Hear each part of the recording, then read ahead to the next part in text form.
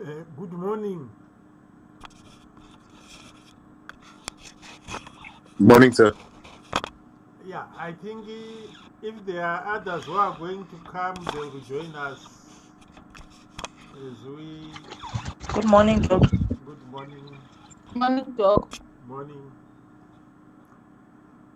Right, we want to talk about how to write the materials and the methods section for the MSc dissertation.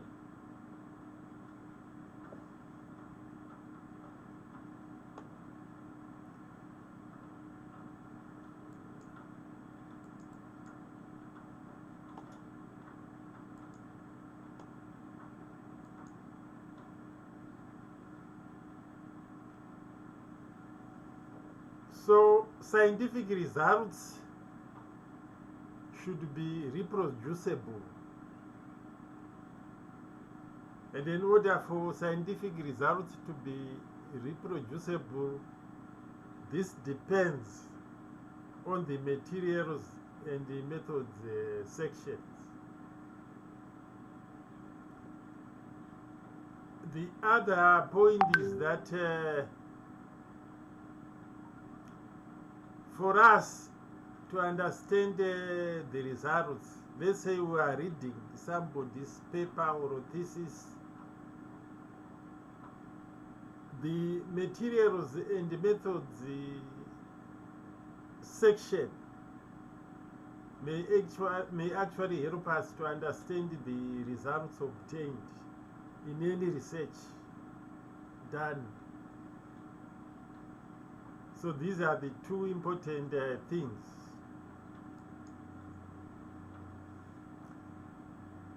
Now, there are, broadly speaking, three types of research investigations which are common for our MSc thesis or research areas within plant sciences. We sometimes do field experiments, then laboratory experiments, and the surveys. There's a way we report the materials and the methods from these three areas.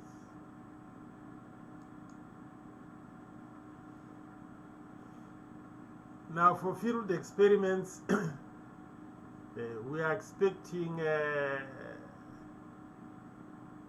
plants or crops to be grown in plots under field conditions.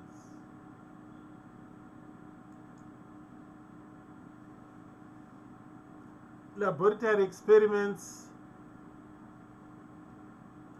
these are the experiments which are done under laboratory conditions inside the laboratories.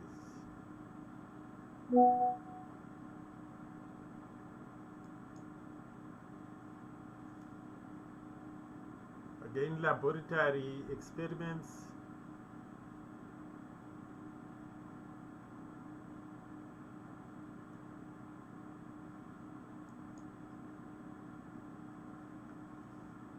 This could be a survey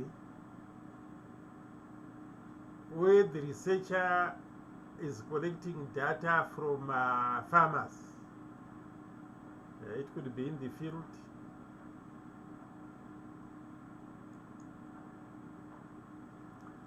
So let us begin, or let us focus on the field experiments. Under materials and the methods, what should we write? I know you have done your proposals, or you are in the process of making your proposals. When you are writing the materials and the methods, you are reporting what you are going what you are going to do in the future. But for this one, we are assuming you have actually done your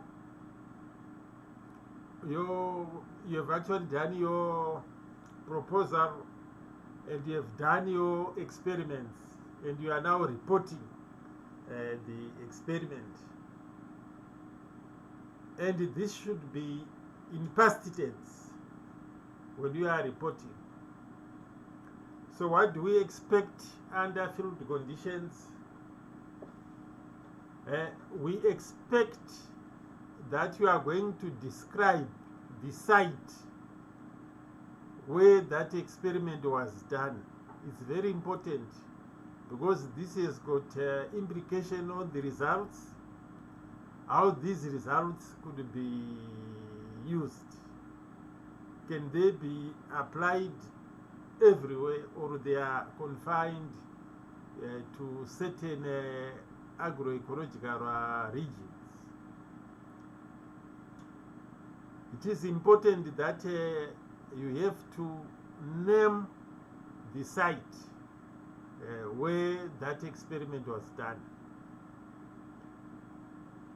When you have named the site, you also provide the geographical coordinates. In some cases, you can actually provide a map which can indicate where that field experiment was done. Now, for information on agroecological regions of Zimbabwe, most authors cite Vincent and Thomas for agroecological description. We know we have got 5 natural regions in Zimbabwe which were described by Vincent and Thomas in 1960. Soil types are also important. Where did you do those experiments? Is it sandy soils? In fact, on soil types, we may also need soil nutrient analysis, so that we have a complete picture about that site. So it is important that soil samples are collected, sent to the laboratories to do nutrient analysis. We want to know amount of phosphorus, nitrogen, potassium, organic matter, soil pH in those soils where you did the experiment. Rainfall distribution, we expect some rain gauges at the site for rainfall records. So rainfall distribution and the total has to be reported. Temperature data is also important. There could be a meteorological station near your site. Probably you may not be able to collect temperature data. It may be important to get it from the nearest meteorological station representing that agroecological region. So that is it for site description. Quite a lot of details could be required. Sometimes you can even state the cropping system common in that particular site.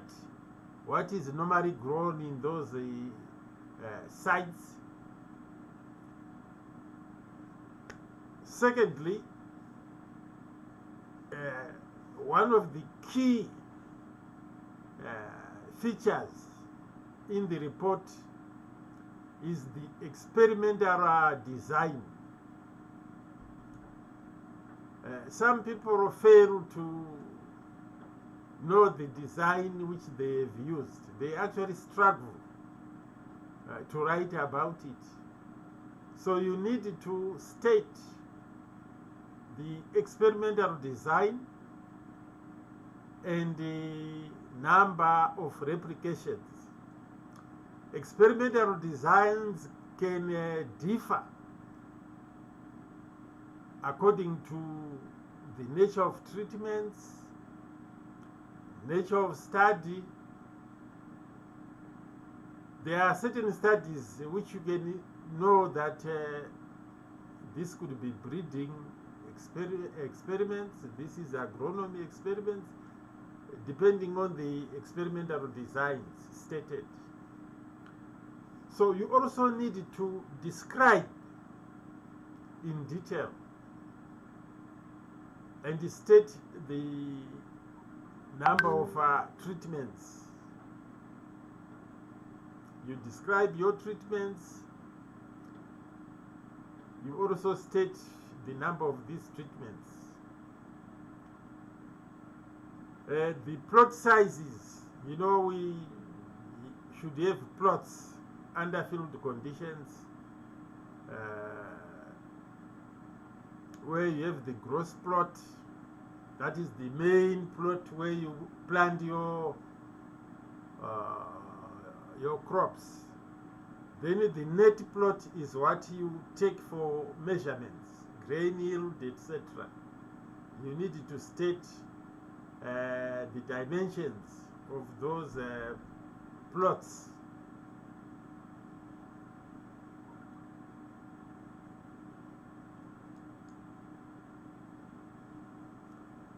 Then there is site management. Some agronomic practices which are important when you are growing your crop. These are some of the standard procedures. Was there land preparation, or it was under conservation agriculture? Fertilizers for basal and top dressing. Don't just say we use the compound D. Some people may not know what is compound D. So you need to state the chemical composition of the fertilizers and the rates. When I say chemical composition, we want you to know the percentage of nitrogen, potassium, phosphorus, which are inside the fertilizer. Plant spacing, you tell us plant populations which were used in the study. The spacing, you state it. And weed control measures, was it hand weeding? Did you use chemicals? What rates? All this is important. Insect pest control. What sort of insecticides were used? When were they applied? What pests were being controlled? All these things are important. In case where supplementary irrigation was required, how much water did you apply to that experiment? All those things are important when we interpret or when we try to use the information being derived from this field experimentation.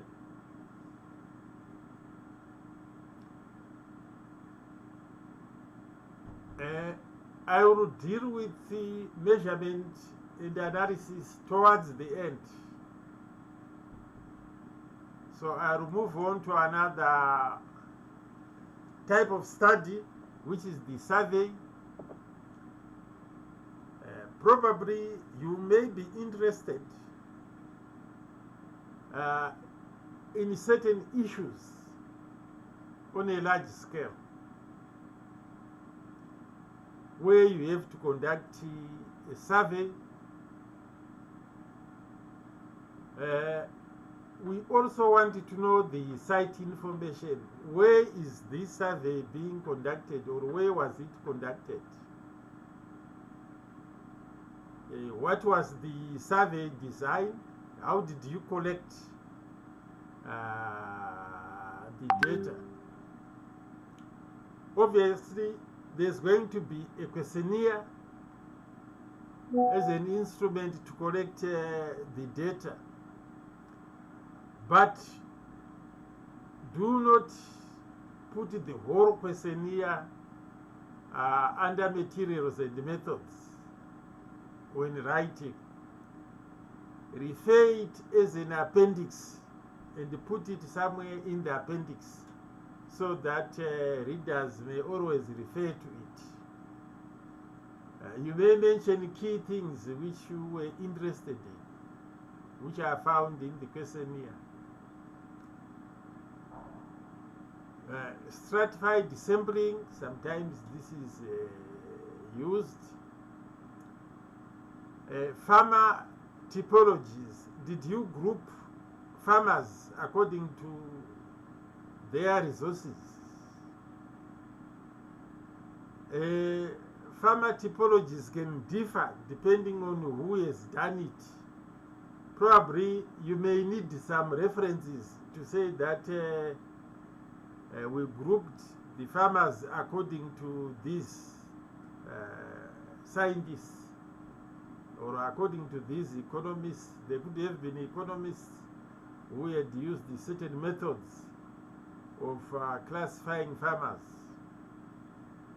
For example, you can have what are known as cattle owners versus non-cattle owners.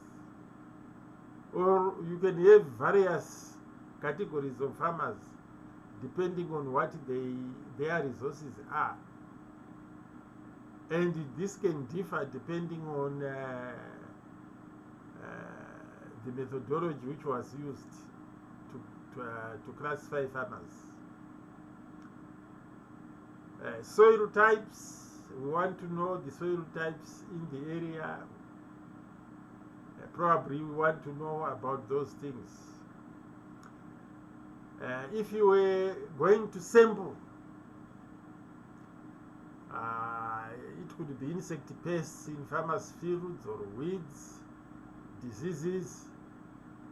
Probably you may want to use quadrats, or you may want to use traps.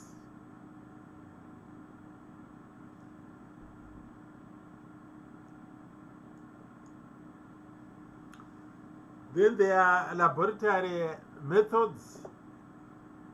On the laboratory methods, we need details of instruments and procedures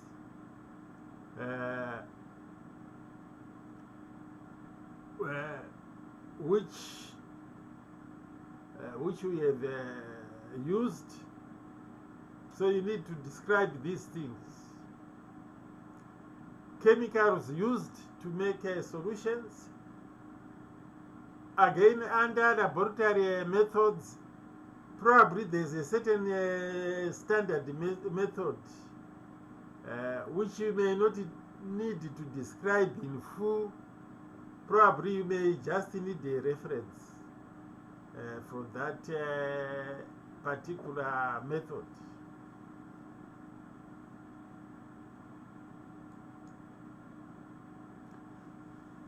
So, with all these three categories, measurements or data to be collected is important.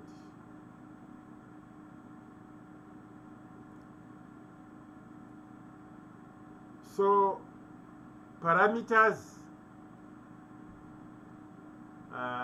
which you need to collect.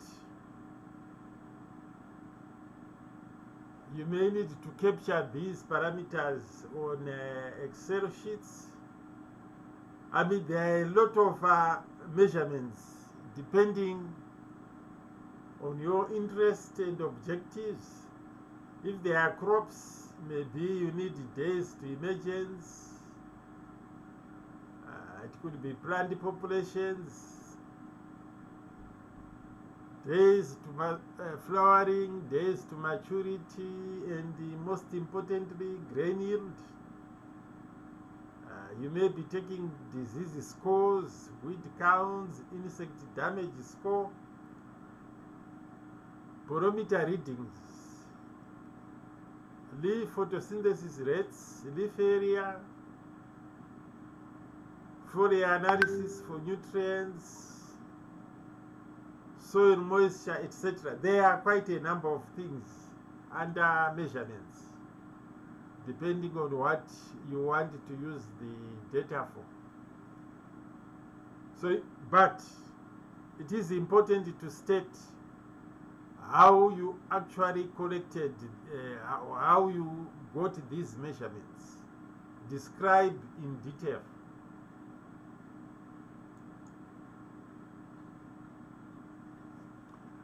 Now, when you are collecting data,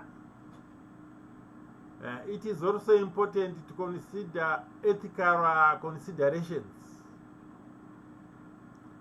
especially if you are dealing with the animal or plant welfare. If applicable, address any ethical considerations related to animal or plant welfare. Now, with the plants, maybe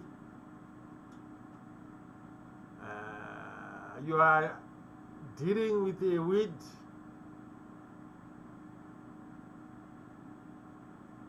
which should not be spread to other areas.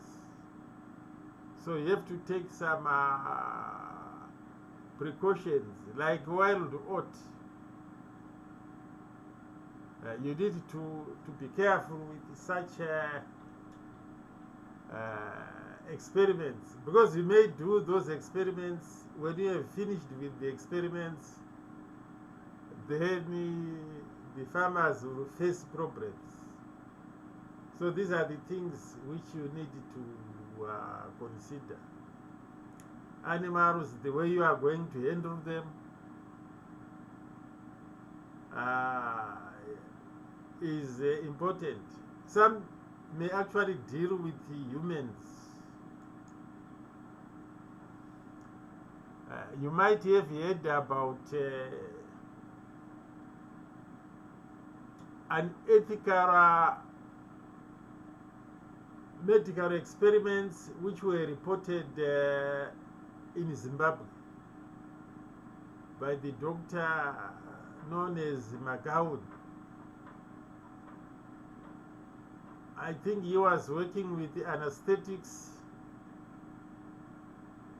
and he was administering those things to patients. Some patients died in the process, but he was interested in the data. Whether people died or not, that was not his issue. His issue was the numbers which he wanted for his experiments. And those are the things which have to do with ethics. But in our field, probably we are mostly concerned with plants. Again, things to do with ethics. Somebody was doing breeding, and his methods were not ethical. So he ended up being sent to court. You could have read the story there. The science is okay, but the ethics is not good.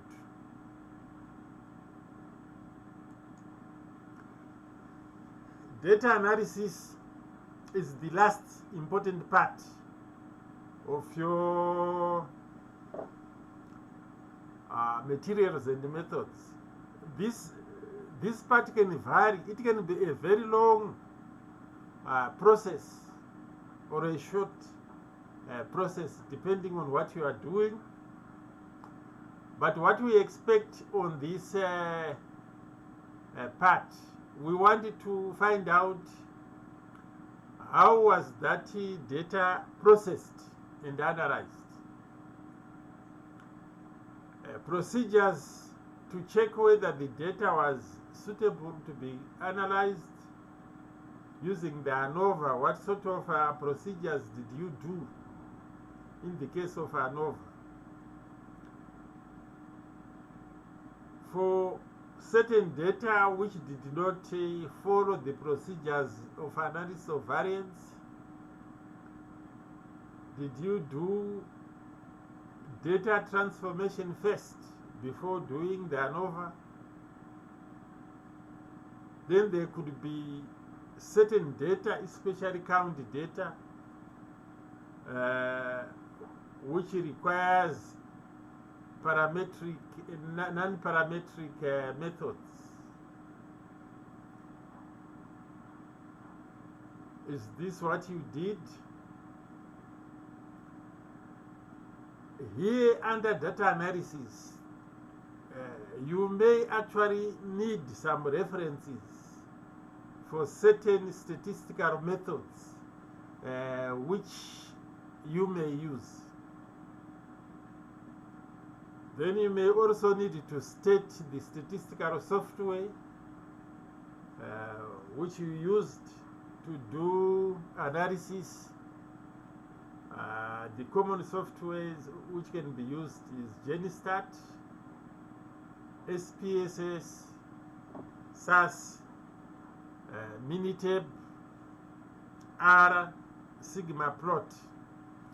Those last two, Jamovi and JASP, are part of R if you do not want to write codes. These are, you can freely download these Jamovi and JASP. You don't need to buy them. Even R, you don't need to buy it. And you can use them to do your statistical analysis. Now what we are going to do, we are going to sample a few papers and see how they were written. We pinpoint certain features which are important.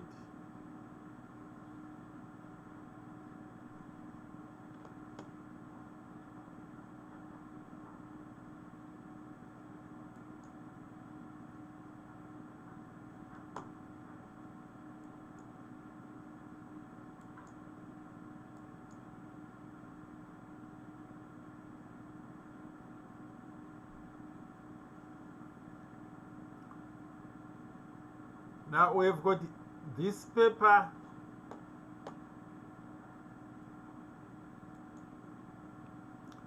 which is on tillage and mulching effects for mono and mixed cropping maize, zea maize, and cowpea, Vigina unguiculata systems. Effects of conservation agriculture on productivity and water use efficiency. You have some nice photos.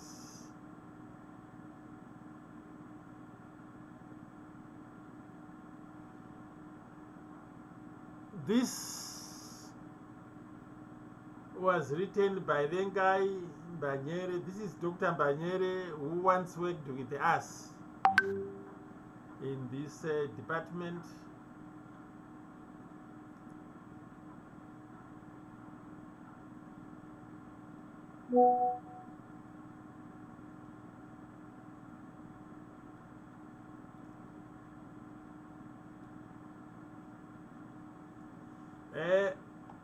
If we move to the materials and methods section, because this one has got a table of contents, you know,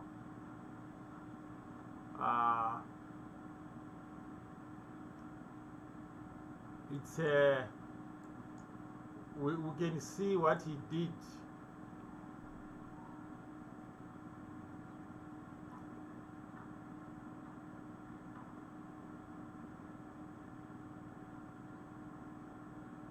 This is the materials and methods. So he starts with describing the experimental sites. As we said, these are important, you know, site information. Then he goes to talk about experimental design and layout. And he has got his nice subheadings. He describes tillage treatments. He also describes mulching treatments and cropping treatments. So he has got 3 main treatments there, and a section on the measurements.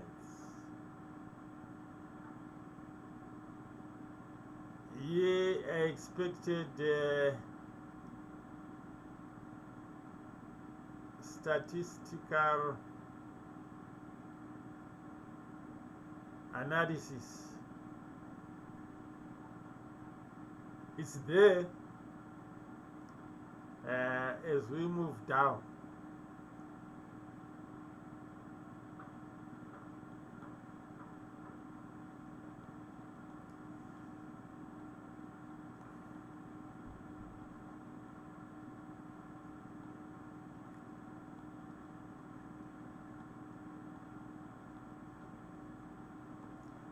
So we're here where we are interested in materials and methods. So under experimental sites, he gives us the name of the sites. This is Dendenyore site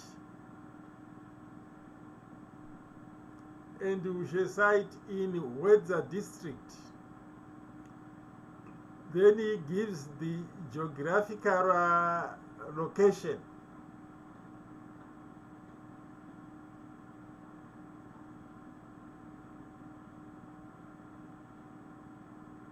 Which is important, and this is actually eastern part of Zimbabwe. And to make it even interesting, he provides a figure, Fig 2.1. This is Fig 2.1, which is a map showing Dendenyore and Ushe wards.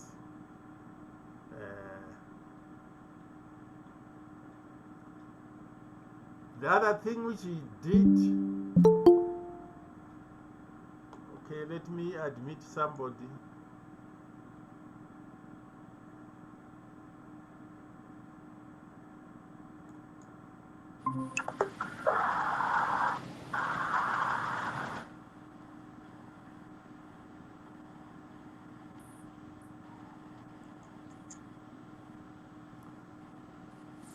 Right. Okay.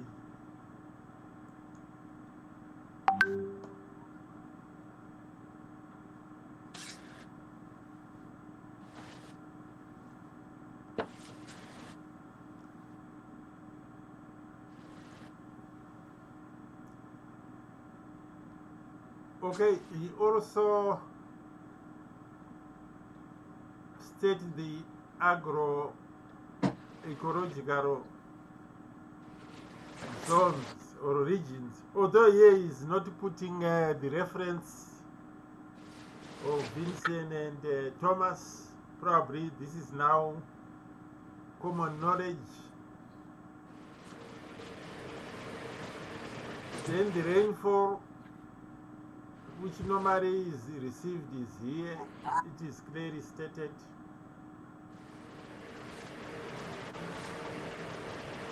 Then the season, he describes it as it starts from November and ends in March.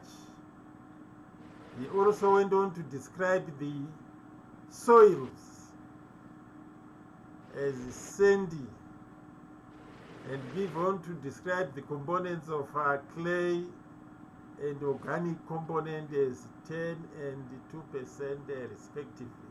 Then there is also a table.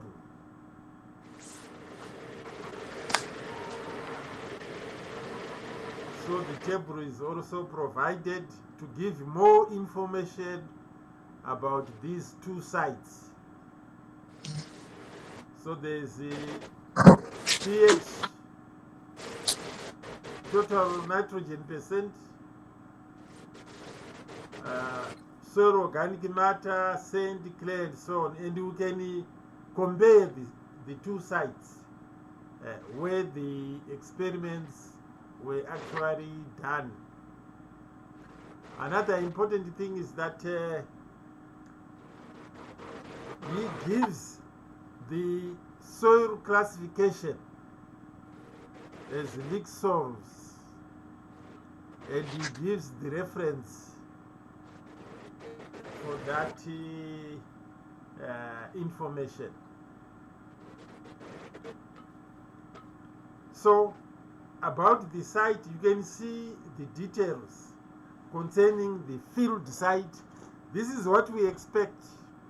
If you are going to carry out a field experiment, you should have this kind of information.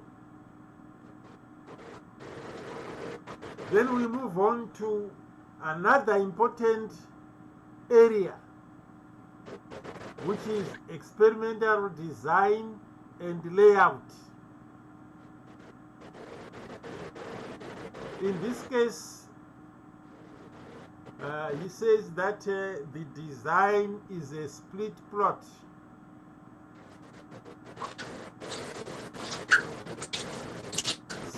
Split plot design. Then the main treatments, we have got tillage, either reduced or conventional, being the main plots. Then he has a cropping system. So number 2 is cropping system, either maize monocrop, cowpea monocrop, or maize cowpea intercrop. So the treatments are clearly described. A subplot, mulching, either bare soil or natural mulch. In the sub plot, it was quite a complicated design. Now, each treatment was replicated 3 times in RCBD. So the number of replications have been clearly reported. The design has been clearly stated. We are satisfied with this. Now, field layout is in Appendix 1. Let us go to Appendix 1.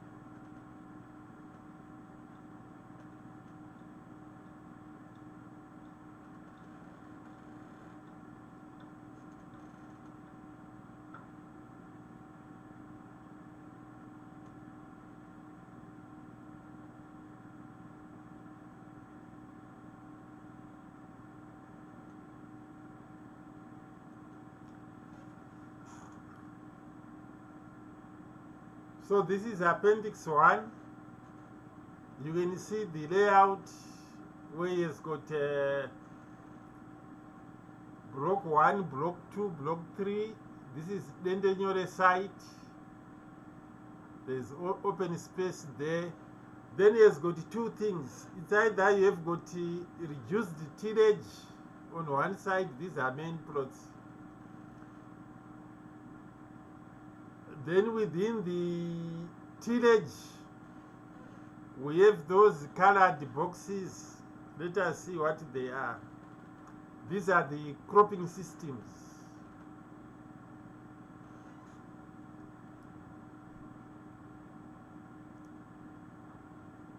These are the cropping.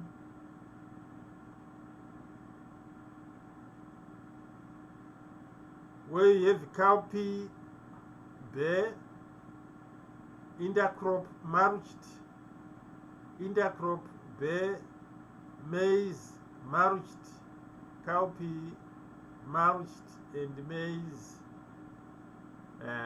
bare.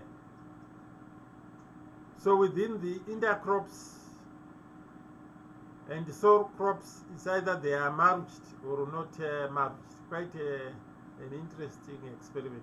Then the dimensions of the plot sizes are also included. And these are the two sites, Dendenyore and Ushe site. Everything is clear. So let us go back.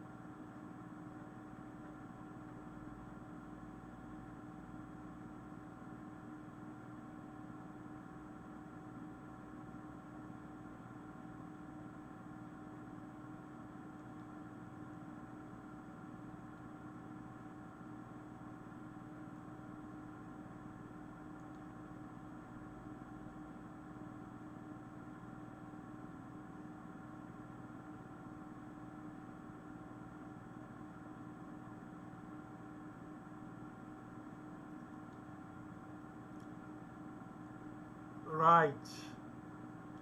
Finally, we are here. From Appendix 6, Appendix 1, so we have seen that field layout quite clearly displayed. Then the plot sizes and the rows are stated. In addition, we now have a detailed description of the experiments where we had reduced the tillage and the conventional tillage and those cropping systems and mulching. So we have got three sort of treatments, and these have been clearly described, right?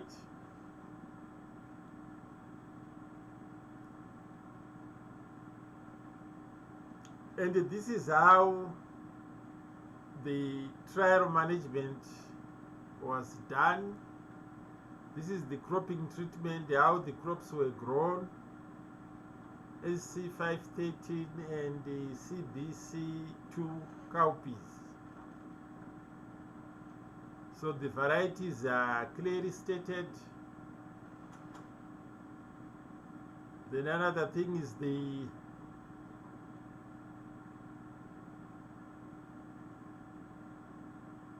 this dimension of the, probably this is the gross plot, and this is the plant population for maize, which is 44,000 plants, which is quite high, but it's a high rainfall area.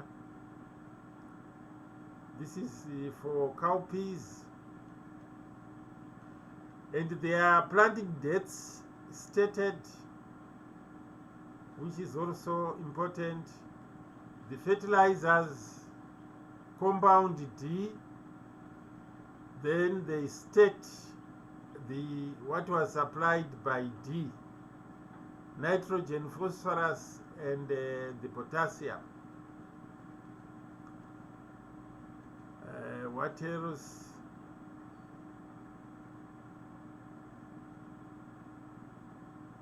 Yeah, this is about harvesting. Then there are measurements, soil bulk density and water content. Then they describe how it was done. They use the gravimetric methods, which means they took some soils, dried them, find differences in weight, and calculated percentage moisture. Leaf area index was taken, crop and land productivity. They calculated the land equivalent ratios using the formula. Water use, crop water use was also, they also put some reference to indicate the method which they used. This is under materials and methods. So they used this formula for water use efficiency.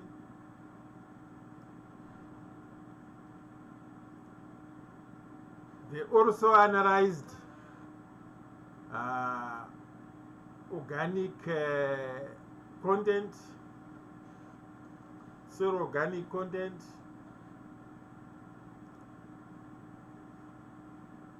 using probably the methods according to Anderson and Domsch, 1989. They put a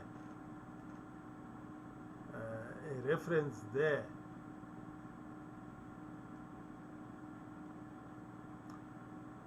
Then the statistical analysis is also reported here as a subheading. What they did was the analysis of variance, and they used GeniStat for this. And for treatment comparisons, they used this probability range. Right, so this is the end of the materials and methods. One can actually follow what they did without any difficulty. And to make things easy, they put subheadings. Experimental sites, the big heading is materials and methods. Then experimental sites, it's a subheading. Experimental design and layout, it's also a subheading. Then tillage treatments, conventional tillage. Tillage treatments are also is a subheading. Mulching treatment, a subheading. Cropping treatment, a subheading. Measurements. So analysis has been put under measurements.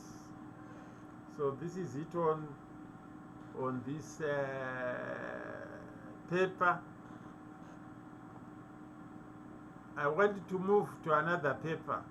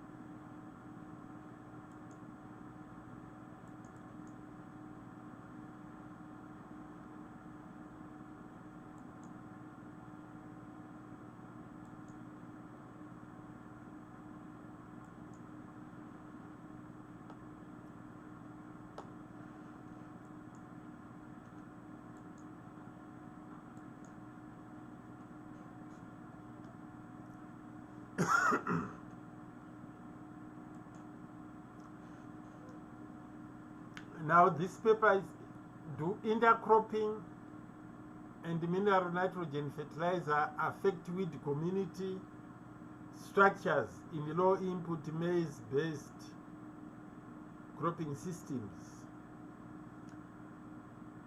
This was authored by Talent Namasheve.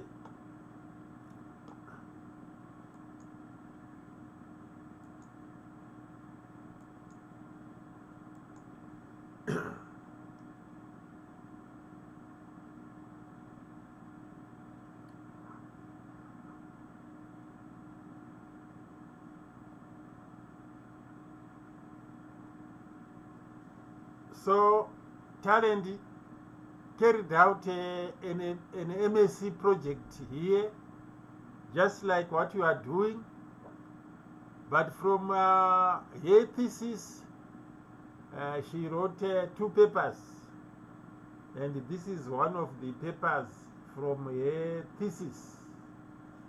So let us look at the materials and the methods.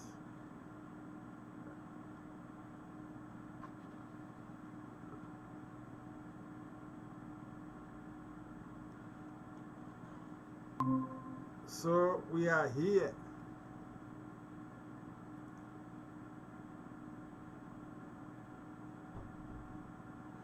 So the study site, she states, this was done for 2 seasons.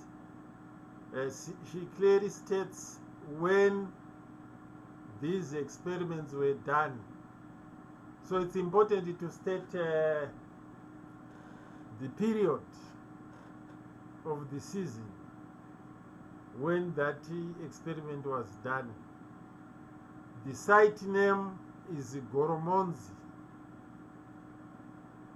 Goromonzi District, Mashonaland East Province in Zimbabwe.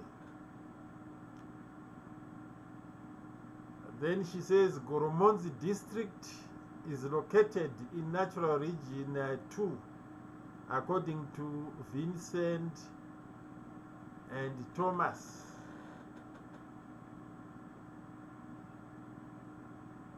Which is characterized by unimodal rainfall with mean annual total between these 750 to 1000 millimeters.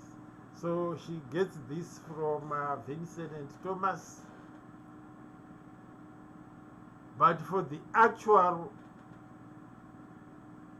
probably rainfall amounts for the 2 seasons, she got these.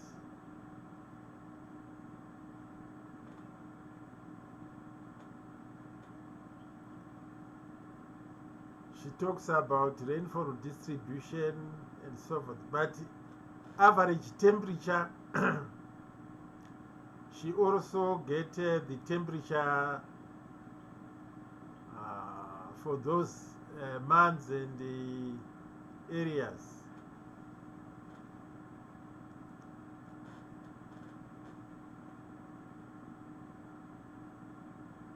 So we have temperature information. The other one is soil information. And she describes the haploid leak soils for sandy soils, the terminology which is used, and also details concerning the issue of red soils, chromic alluvial soils. Also the pH is stated. Organic carbon, total nitrogen content are also stated, the soil chemistry. So it means soil analysis was done. She also describes crops grown in the area, the general crops. So all this information is characterizing the site, or giving us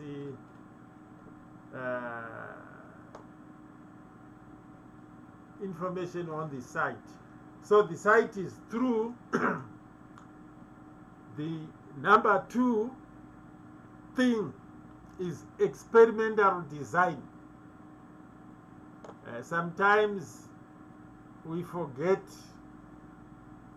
to state clearly the experimental design. This is the next important thing.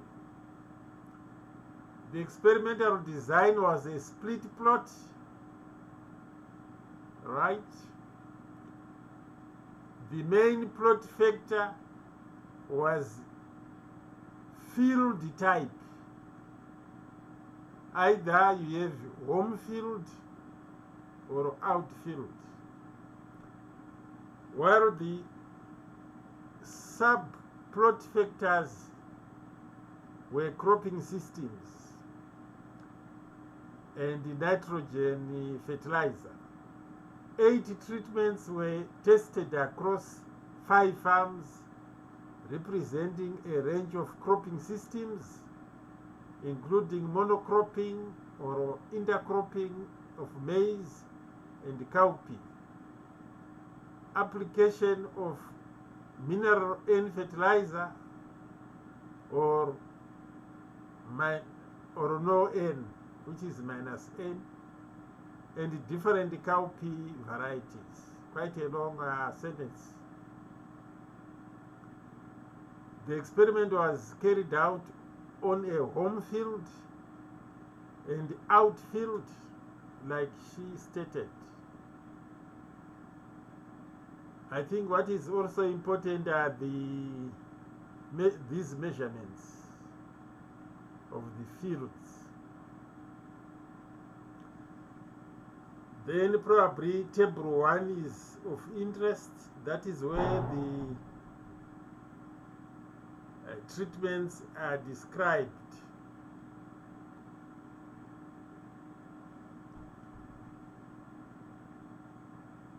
So this table here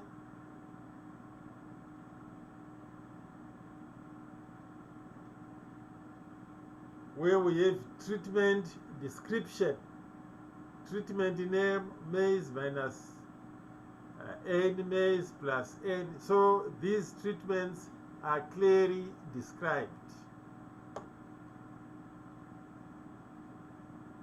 We move here. Then crop management.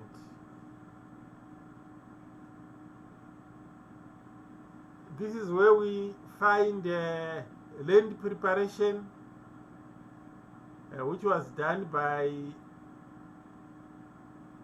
ox-drawn moldboard plow. And the planting dates, the experiment was planted with the first effective rains, and the dates ranged from 28th November to 1st December in 2017, 2018, and then 30 November to 4th December during the 2018-19 cropping season. So this is clearly stated. Also the maize variety which was used, SC 67, and where it was obtained from, its characteristics are also stated, and the spacing, which is more important. It was planted in the 0.9 times 0.25, giving a plant population of 44,000 plants per hectare. I think probably since it's natural region 2, the plant population is okay. They also used the CB C2 from national tested seeds, so all of the details are there.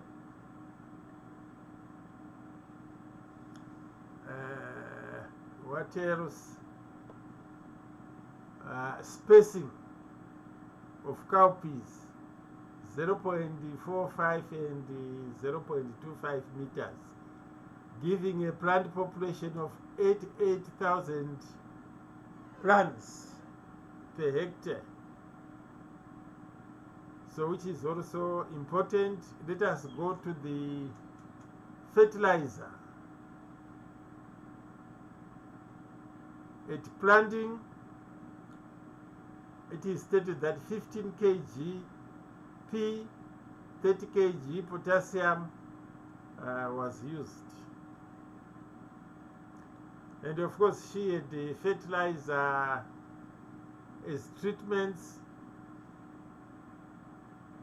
So we have also this nitrogen fertilizer where there's plus N, where 15 kg N was added. Top dressing, she also stated the amounts. Then weed measurements, which were done.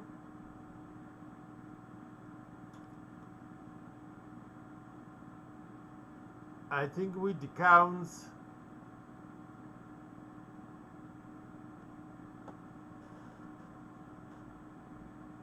she had something relative density,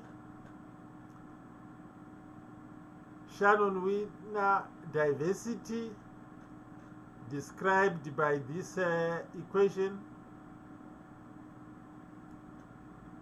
then evenness described by this equation. Then data analysis. Firstly, she checked whether the data was normally distributed before carrying out probably analysis of variance.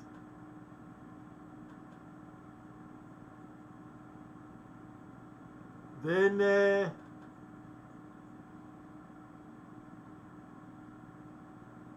where log transformation was needed, probably she carried out that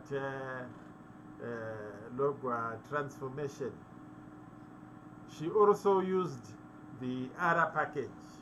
And of course, she describes in detail what was done.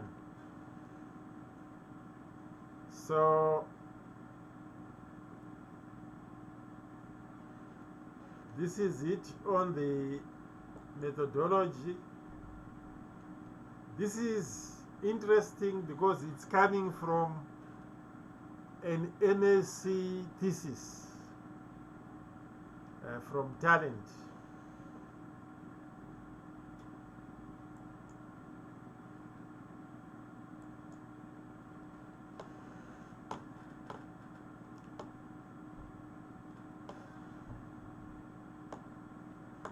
Let me choose another one.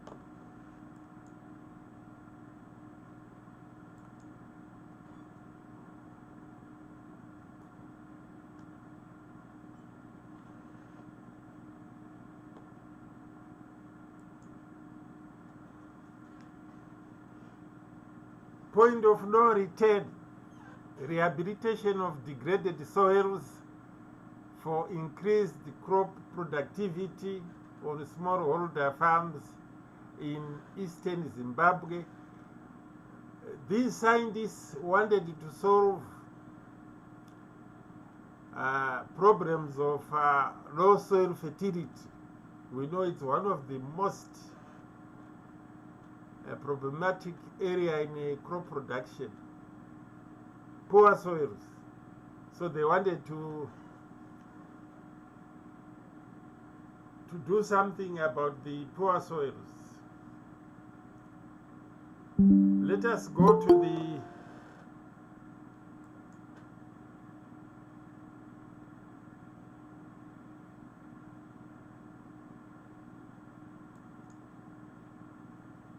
let me admit somebody. Okay.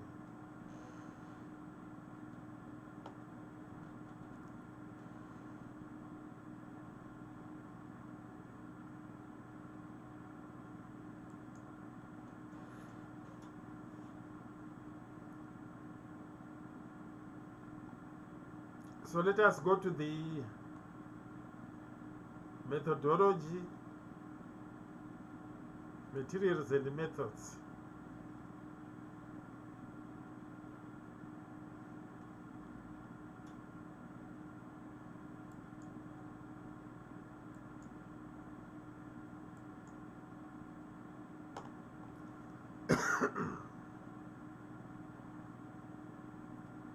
Again, study site, it's the same thing.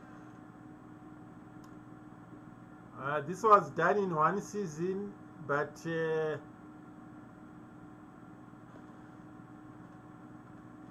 study was carried out in Nyava ward in Makoni.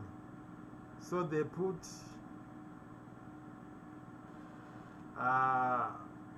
the geographical reference point for Makoni and Goto ward in Wetza.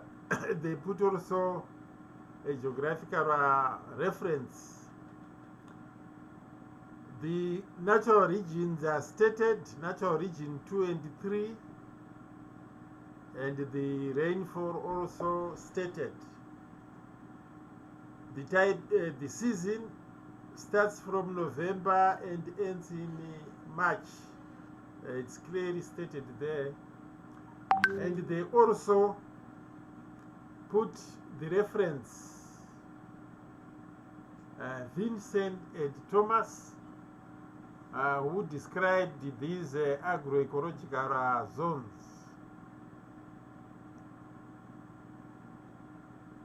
Where they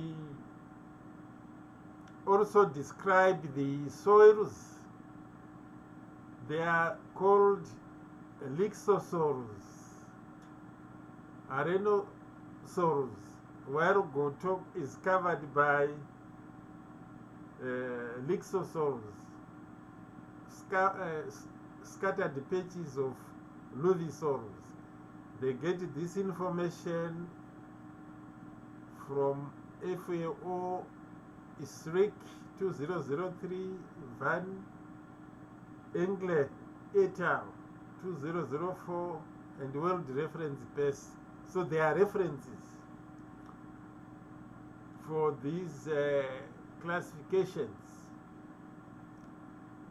So what else? They also talk about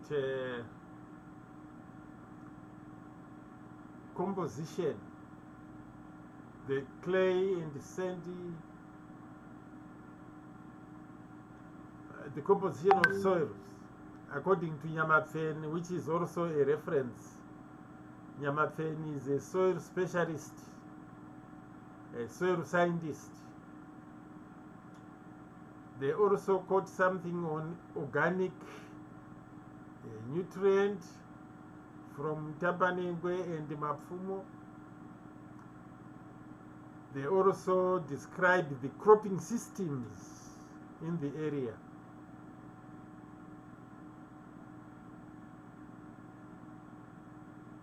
So this is how they describe the site, the study site. So it's clearly described. So after describing the site, they wanted to identify poor soils which they were going to work on. So what they did a sort of a survey with farmers. They took a group of farmers, about 30 farmers, interviewed these farmers, and they had a farmer typology of 3 categories: resource endowed, that is RG1, resource intermediate, RG2, resource constrained, RG3. So 3 groups of farmers. So basically what they wanted was to rank the soils in terms of soil fertility, so that they would identify their sites. So with the help of farmers, they were able to identify the poor soils. What is more interesting is that they collected soils in the so-called poor soils and found out that indeed this was supported by the chemistry of the soils when they had done laboratory tests. So their survey was to use farmers to get information in order to characterize the soils. So it's a bit of a survey. Then after identifying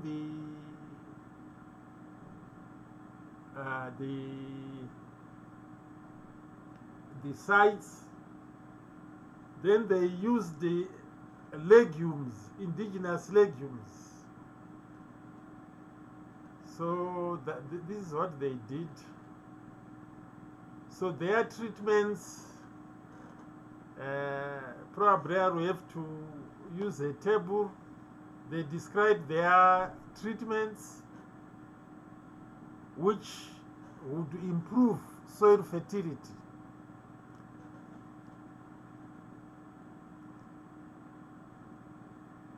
Number 1, they have a 1-year indifalo,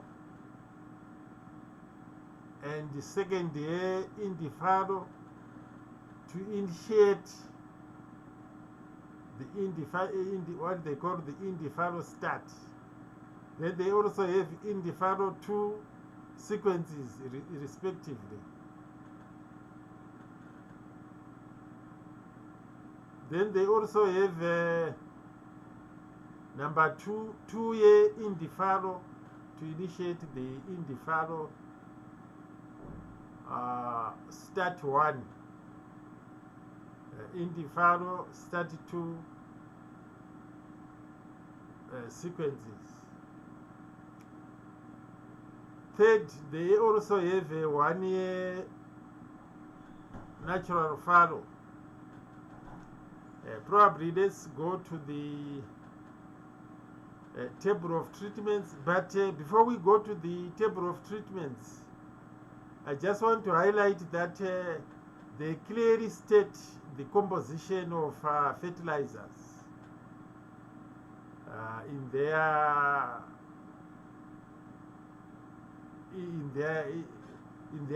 materials and methods. They also state the planting distances of maize, which they later planted. Here they are using 37,000 plants per hectare. The maize was planted in 0.9 times 0.3 meters, and these are the N rates. So it's clearly stated. Then they use the legumes. They clearly state the legumes they used. Probably let us go to the table. This is the table of the treatments. What they did in year 1, year 2, and then year 3. They are using these legumes to sort of improve the soil fertility of the degraded soils.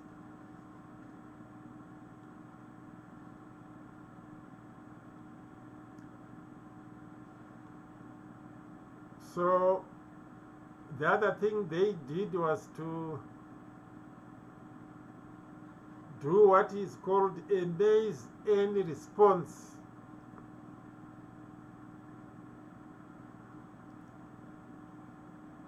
So they put different N rates in the improved soils using legumes. So the other treatments, it was quite a complicated study.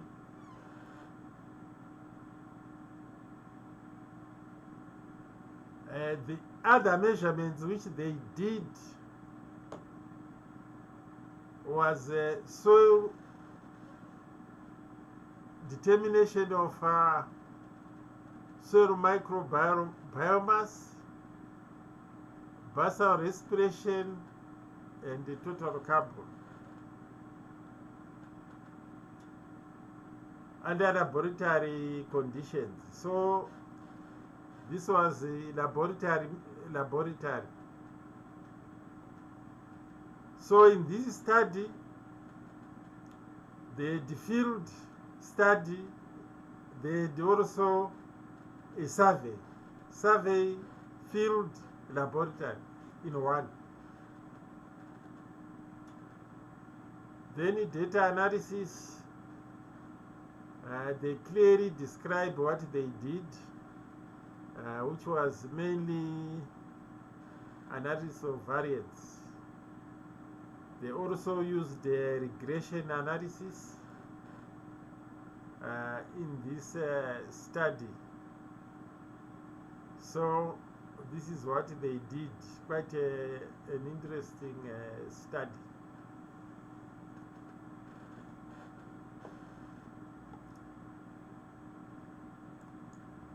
Right, let us leave this one.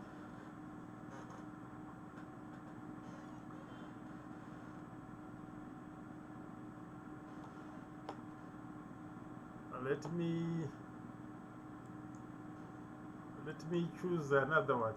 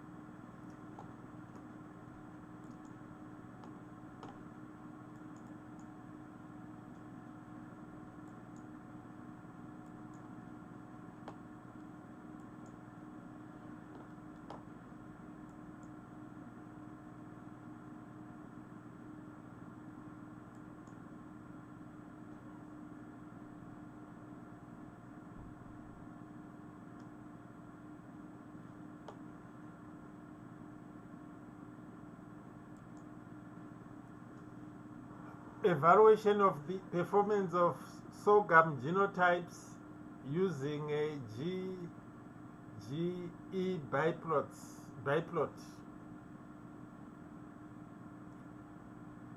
Again, a paper written by Prof. Gasura and colleagues.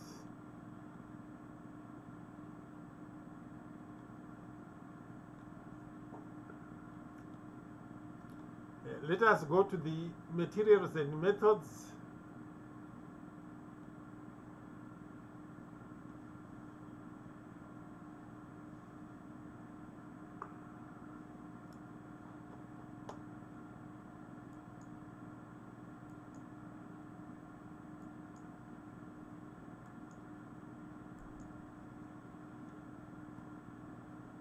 So, materials and the methods. So in this case, there were 20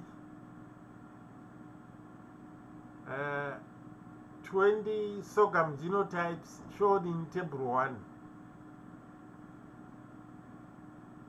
which were developed in Zimbabwe, and they were evaluated for 2 seasons. Table 2. Let us go to the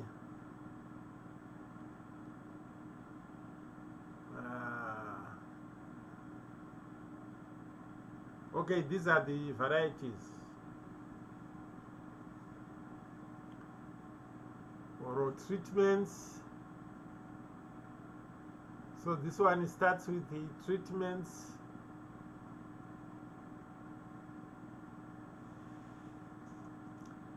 Any site information,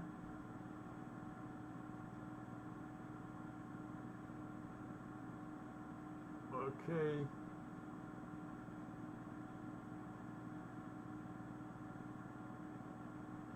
okay, here there's detailed description about genotypes. Site information, I cannot see it.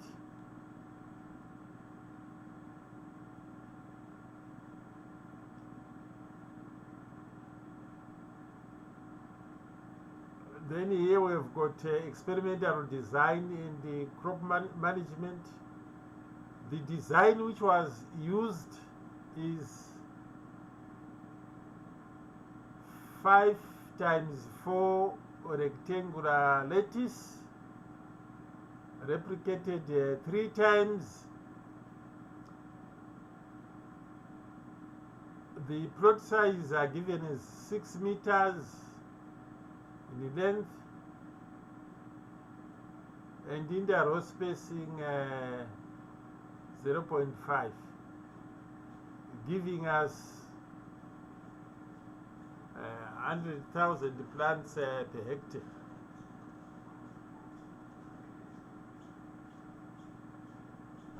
Then compound D, they state the chemical names, also nitrate, ammonium nitrate, they give the names. Herbicides, gramoxone was used.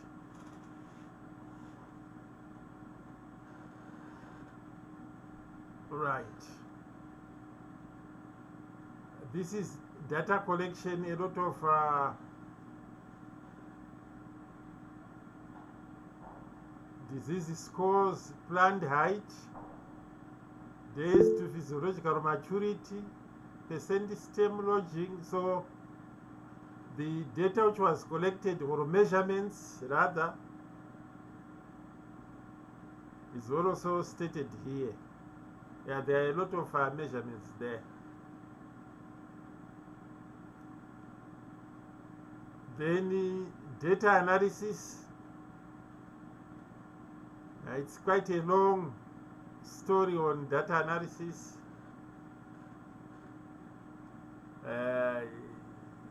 It's a very long, detailed and it ends here, where things like GGE and a lot of these equations for their methodology.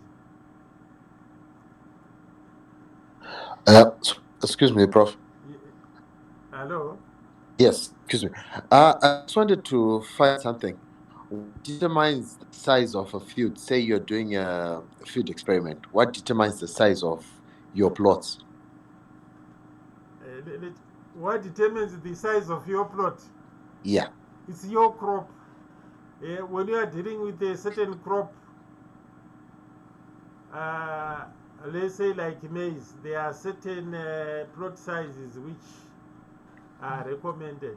No, the common ones are 6 meters times 4.5.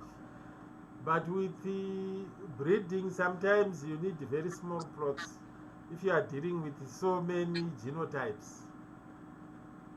Sometimes Okay. 2 rows can be a All plot. right.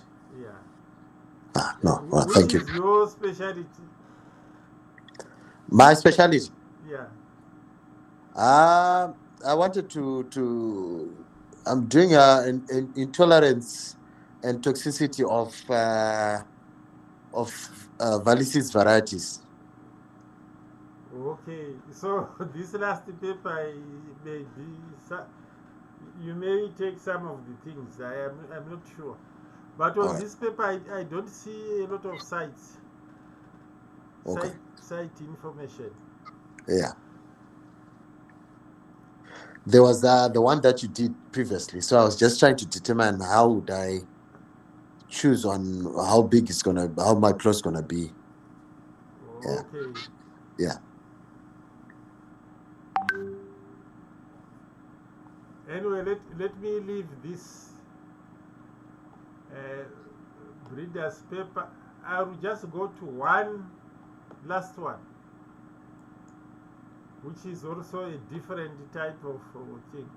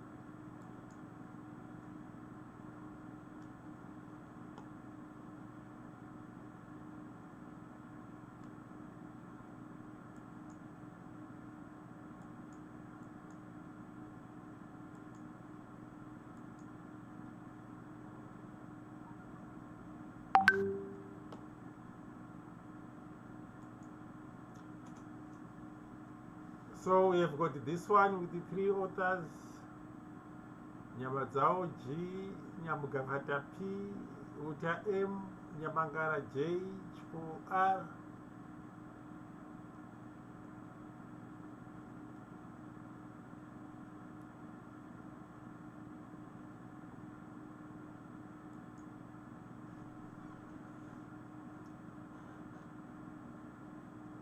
So here they wanted to measure infiltration and runoff losses under following and conservation agriculture practices on contrasting soils in Zimbabwe. What I just want to demonstrate on this paper is that they described the 4 sites in detail.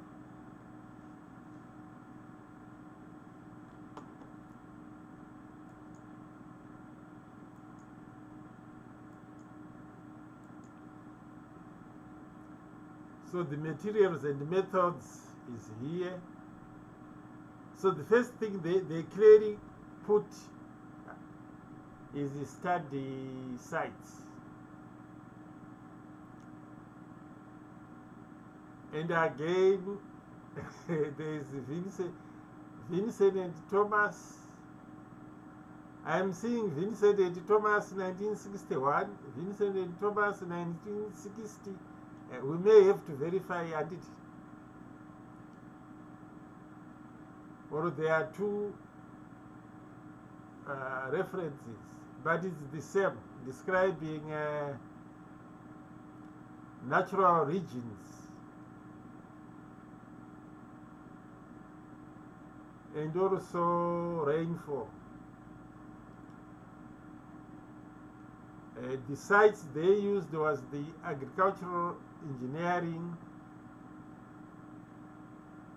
natural region 2A with the rainfall 850 millimeters. Domboshawa aircraft site, then Domboshawa conservation tillage DCT site, then Chikwaka in natural region 2. What I just want to say, they are describing the sites.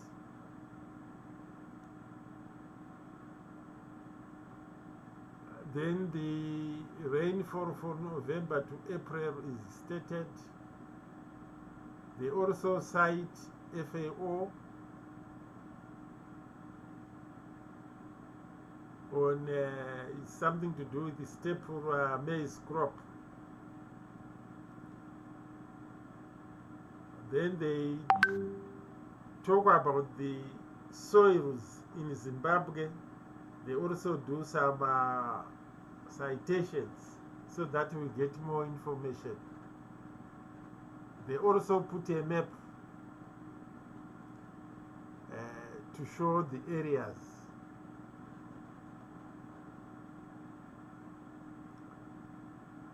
Then they deal with each site. First, Domboshawa site, Ikraf, they put the coordinates and even the altitude. Soils are also described. Then annual rainfall, there's a figure there, table, which summarizes the properties of the sites.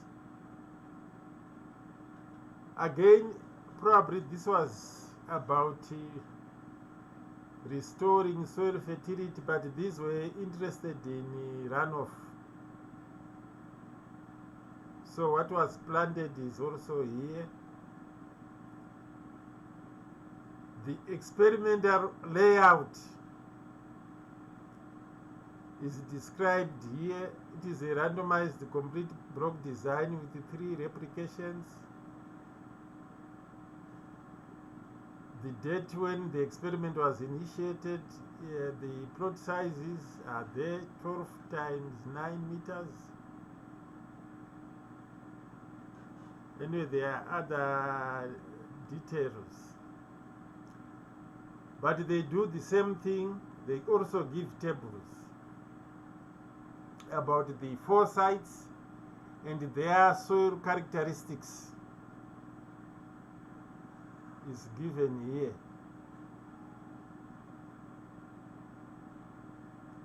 These are the treatments which were done at the site. Again, they do the same like what they did for Domboshawa Ikri site. They also give information about Chikwaka smallholder farming area and also Domboshawa conservation tillage site, but more or less giving us the same information. The fertilizer, they actually give specific components, nitrogen, phosphorus, potassium, which was applied.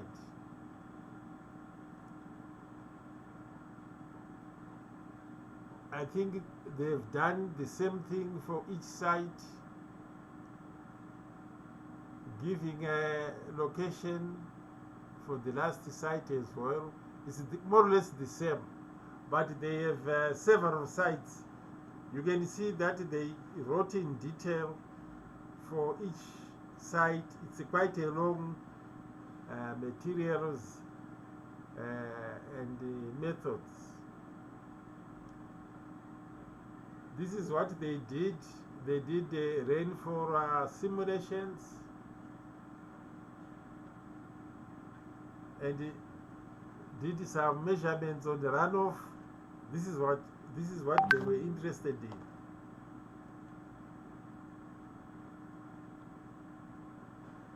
So they have something on data analysis, and they quote this because it's important. 1940 approach. So this is what they did with runoff. Now on analysis, they use the ANOVA and GENISTAT. I will not go beyond for their results.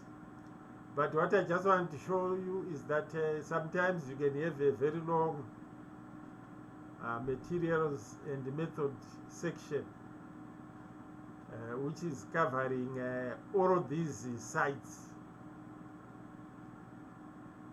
Okay. I'll just give a summary, then we conclude.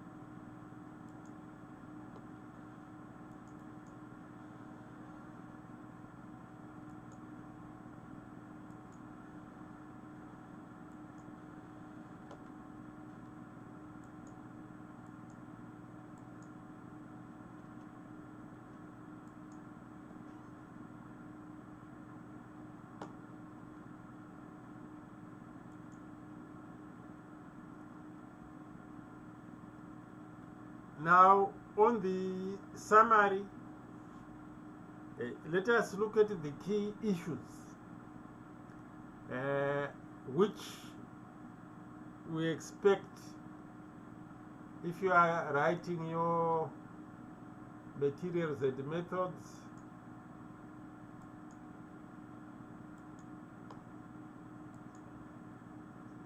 Number one, we expect experimental site. This is now the summary.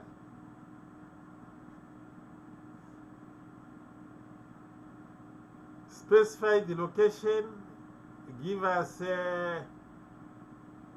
climate, agroecological information. Some people cite Vincent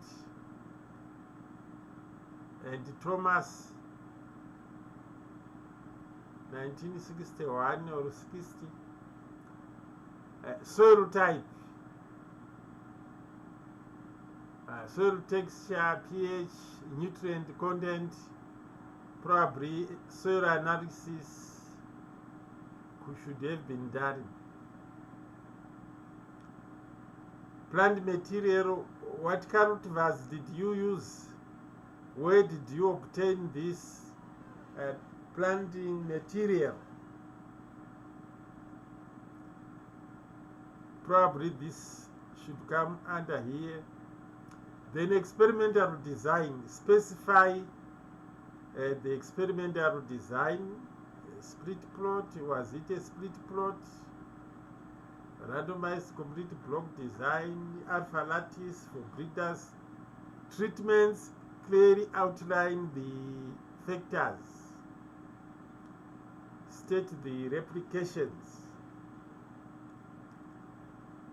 Field preparation and management. Land preparation, please describe whether this was plowed or it's CA, fertilization, specify the nutrients,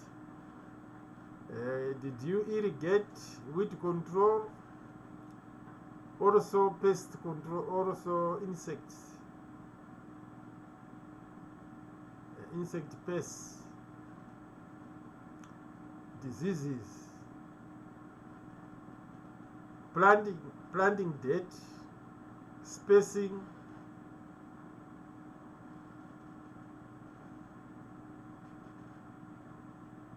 growth conditions. Was it open field, was it greenhouse, and so on. Then what you collected, data collected, variables, measurement techniques,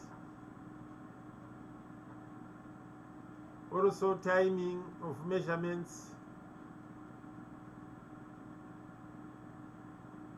data analysis or statistical analysis,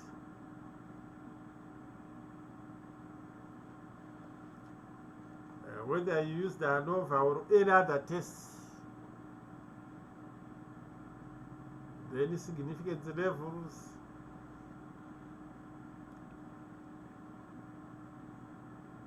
ethical considerations. In our fields, I don't think this is a serious problem, because we are dealing with crops. But anyway, we should consider these things.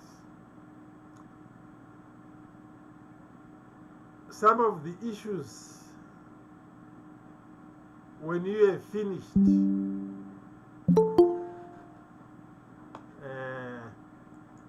let me admit somebody.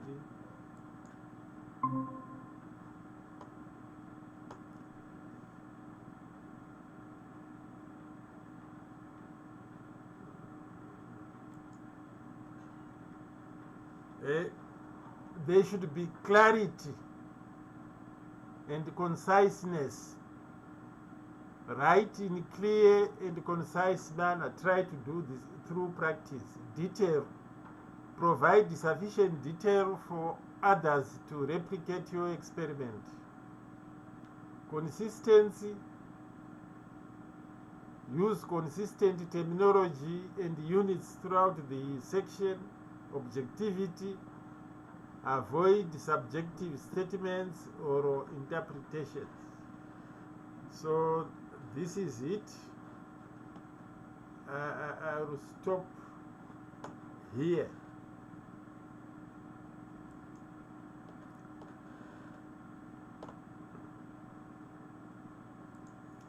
Right, so this is it.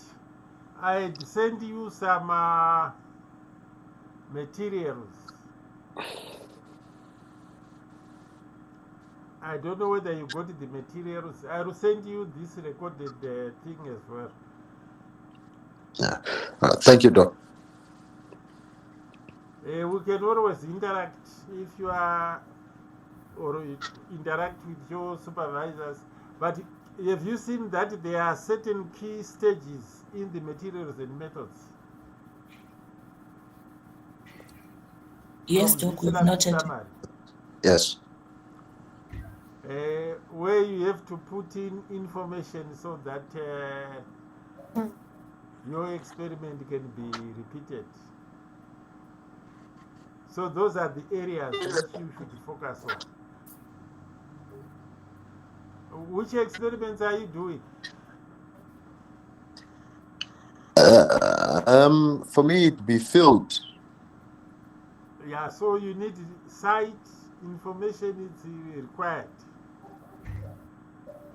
Oh, you're all right. Yeah, just as you, I mean, you can check with the other references, see what they are reporting for site, so that you also give a detailed description of your sites. So if it's like one field, what you mentioned earlier, we still have to do the soil test, considering I'm more focused on the herbicides, on the intolerance with the varieties and phytotoxicity. If you need to go on the test, even it's to do the soil test. Yeah, at least it's important to know this the soil nutrient analysis. I mean, if you can afford it, Okay. do the soil test for the site where you plant things. Right. Mine is the greenhouse experiment, but unfortunately I have a lot of samples, so maybe it won't be so affordable for me to do the soil analysis for all the samples that I have. Okay. Yeah, because when you want to write a paper now, such information may be required. It's also required in order to understand whatever is going on the site. So this is it. You have the resources now. Thank you, Doc. Okay. Thank you so much, Doc. All right. All right, please have a good day.